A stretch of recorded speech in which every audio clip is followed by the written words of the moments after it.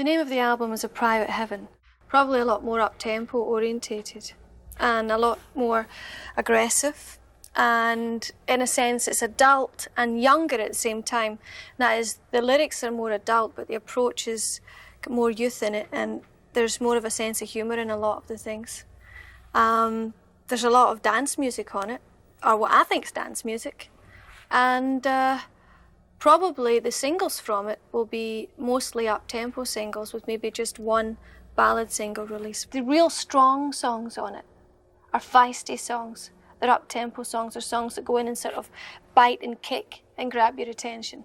So that's good, because I've got to sort of think, well, will the audience go with me on it? Which I hope they will, because I'm not walking away from the softer side of me. I'm just saying, well, here's the soft side, it's on the album, but look, there's a feisty side as well.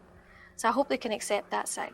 Strut is the first single that's going to be released in the States.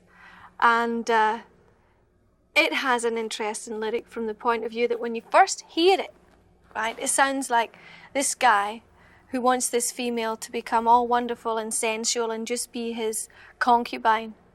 And then whenever you hear the woman's point of view, she's really saying, you know, it's basically the old story of, you want me for my body and not for my mind, and why don't you try and give me some respect? Actually, that'd be a really interesting song to do on stage, because I can imagine looking out in the audience and all the guys going, yeah, yeah, until it gets to the chorus, you know, and then all the girls going, yeah, yeah, you tell him, Sheen. That should be fun. Back in the City is going to be the first single in Britain and possibly lots of places in Europe. Britain really wanted Back in the City because for them it's different for me. It's different from what they're used to hearing over there from me. It's got a brass section, it's got an R&B sort of R&B Latin mixed with a pop feel, with a real summer feeling. And they think that that's going to be real different from me there, which in a way it is, because I've never really done that kind of rhythm before. I thought, wow, that really makes you feel all sort of, you know, hot around the collar, and it's like you can imagine the steam coming up from the pavements and people playing in the broken water fountains and things like that. So it's got a real summery feel. It should be nice for people to listen to, maybe driving along in their cars, going to the beach and things.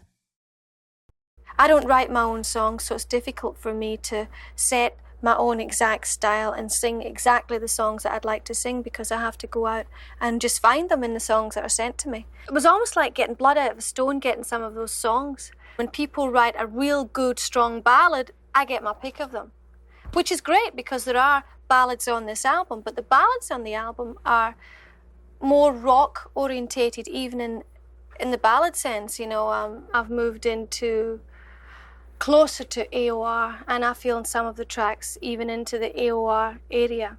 And a lot of people might think, is that it? Is the next record going to be screaming rock and roll with, you know, guitars and strange makeup for stage? Or is she going to go back and sing a whole album with ballads on it? And the answer could be maybe both at the same time.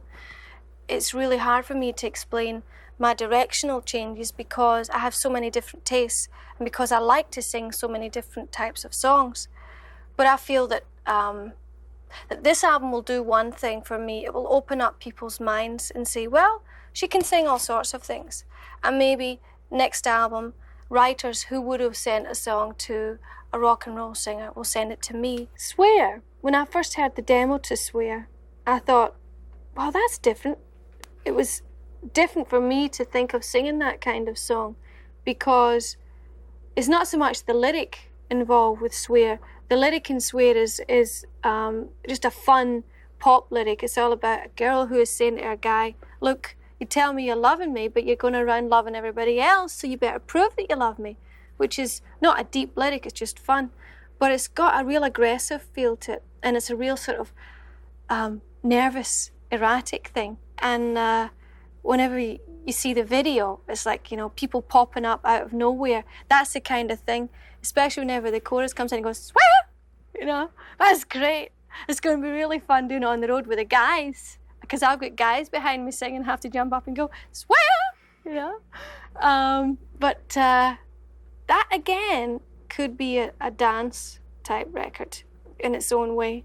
And I think it's certainly one that's The hook stays on my mind. Whenever I've been working on Swear or singing with it, I wake up in the morning and all I can hear when I'm in the shower is people going, Swear! The album has a lot more depth to it. It's hard to describe because it's trying to describe your own music. It's like trying to describe yourself. My mind is open, and I think that that's what doing this album has done. It's given me the confidence to say, okay, if someone sends me an R&B song, then I'll try to sing it, which is great fun. Telephone was my first appearance in the disco or the dance charts. In fact, it got top 10 in the dance charts because we did the single version and then we did a dance club longer version with the dance mix. And that was really exciting for me because, you know, I'd never been used to that. I'd been in the country charts before with my duet with Kenny, We've Got Tonight. And I've been in the pop charts and the adult contemporary charts, but never in the dance charts.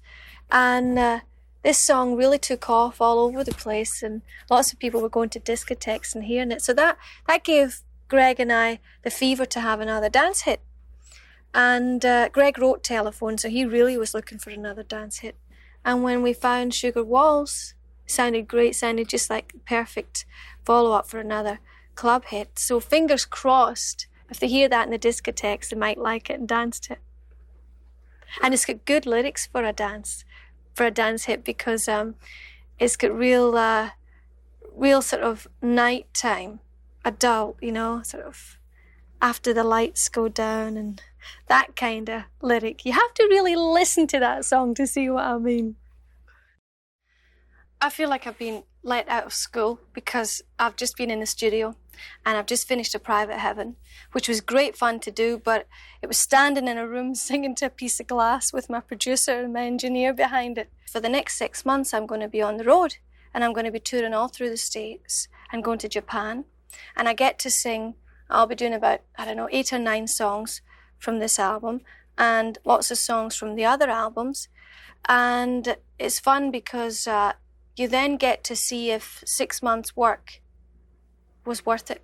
It's a question that a lot of people are asking me is where to next after A Private Heaven?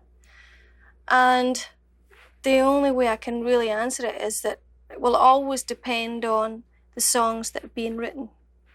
And people are influenced by the songs that they hear. And that's why music tends to flow in a direction. That's why most of the songs that come out at the same time are sort of influenced by each other.